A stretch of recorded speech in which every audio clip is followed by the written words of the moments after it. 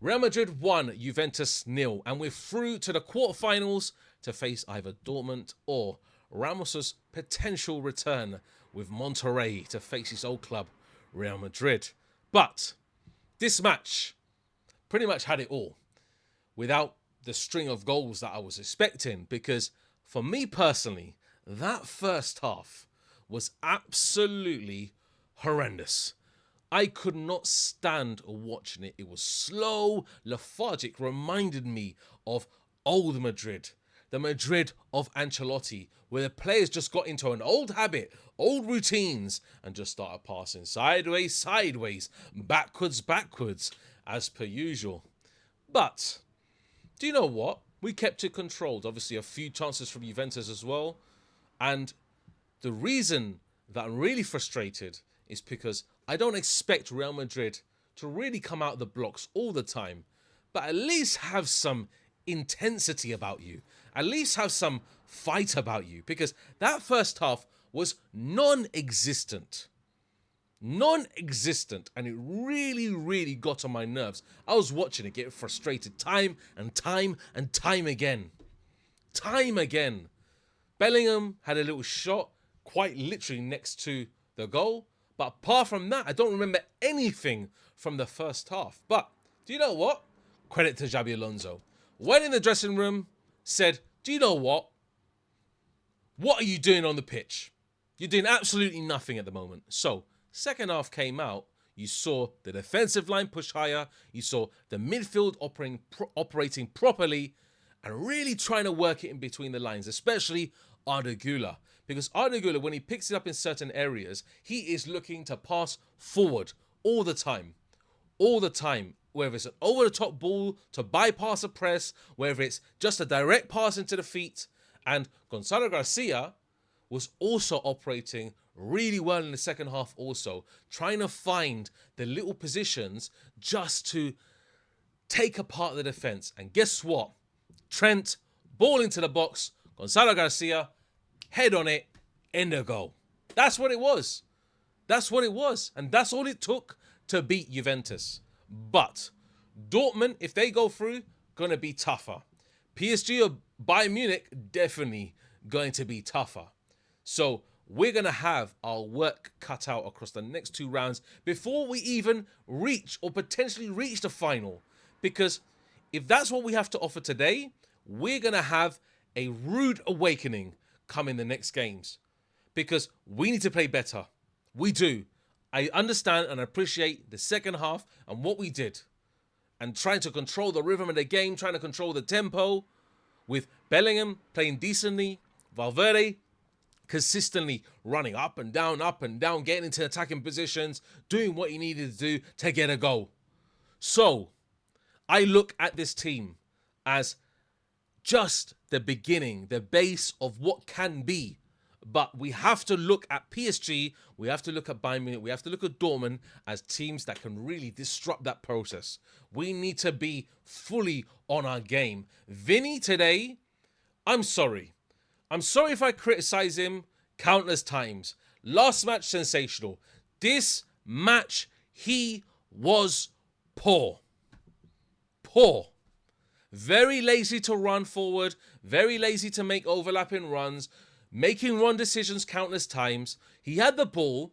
I counted probably off the top of my head about 4 or 5 times where we could have actually had a very decent counter-attack on, and he just slowed the game down. I remember Gonzalo Garcia had it on the right-hand side, pass in the middle. Vinny, 10 million decisions, off in his head going, and then makes the complete wrong decision and loses the ball. This is what Vinny does. So Vinny, he needs to snap out of it. I don't know what happens. Why is he consistently off, on, off, on, off, on? What is up with him? Just be on consistently. Mbappe came on. I appreciate he's been ill. I appreciate he's lost a lot of weight. I appreciate maybe the physicality's not there. So I'm just going to give him a pass this game. He didn't look that great. He was making some decent runs, but his passing was off. But Vinny has no excuse. He's already played 3 games. He's now played against Juventus, and we saw what happens when a better defensive side comes up against him. When he's faced with 2-3 men in front, he doesn't know what to do. He either turns back, and that's it. and passes it either to Fran Garcia or any of the midfielders. Never looking to pass forward. Sometimes he did when he had space, when he was one-on-one and could just bypass the defender. But when he has 2-3 in front, he doesn't know what to do sometimes. And that's what frustrates me. Somebody with the actual quality to take people on is needed in this team. Is needed. And if Vinny can't do it, who else is going to do it? We don't really have players that can do that. Maybe Arda Güler in some instances, but in the midfield, when he has time, when he has space, when he's able to either rotate on the spot or deliver a ball out or do whatever to continuously make the ball rotate. But Vinny, sometimes he doesn't. And I'm sorry for criticizing him, but I have to. I hate when people say, oh, you criticize Vinny too much. Oh, you're a Vinny hater. I dropped a video earlier, a clip from the Galacticos podcast. Why? Why am I a Vinny hater if I criticize him? Why? If he just performed poorly. Just admit it, he performed bad. Why can't you? What did he do the whole game? Please let me know.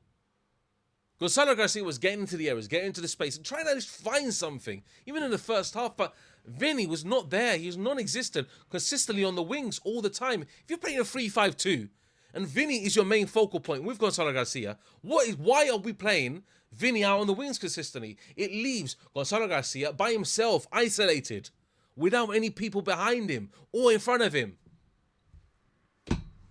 So this is what frustrated me today. The midfield did decently. The wing-backs did decently. I saw Fran Garcia making good overlapping runs, sometimes trying to, obviously, overlap Vinny, but not to good effect. Trent was better today.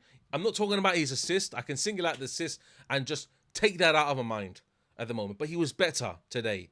He made very good forward-thinking passes, sometimes breaking the midfield line, in between, into direct feet of Mbappe or Gonzalo Garcia or whatever.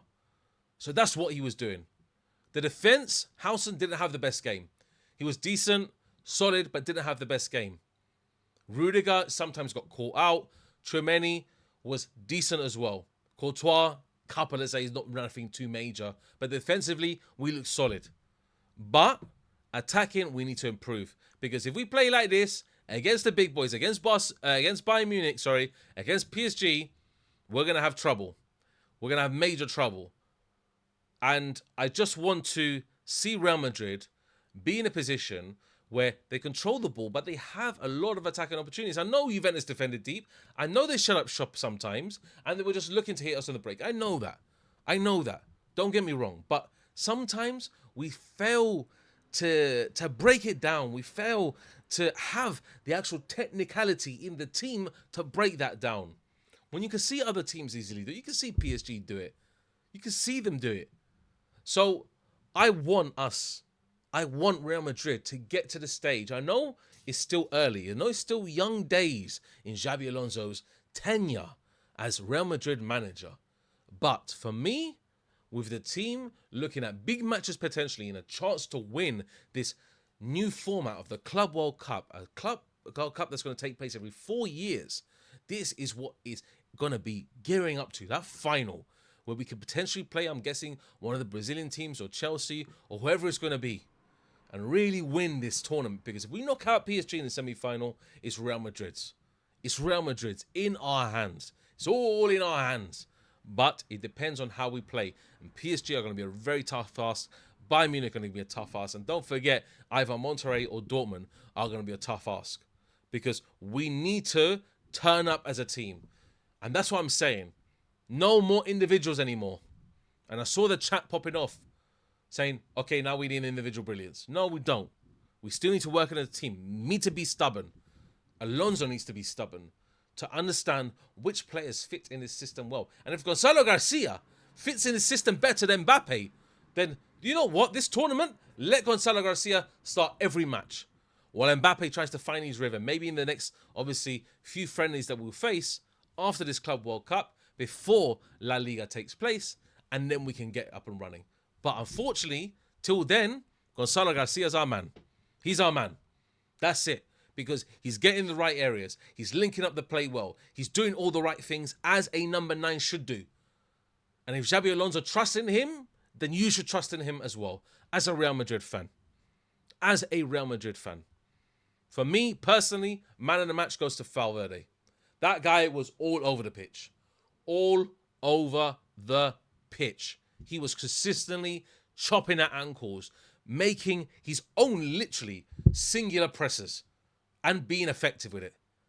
Running into the box, attacking opportunities, shooting opportunities, shots from outside of the box. Everything that he was doing was perfection from Valverde today. So he wins my man in the match. Guys, hopefully, obviously, we get whoever we get will hopefully win.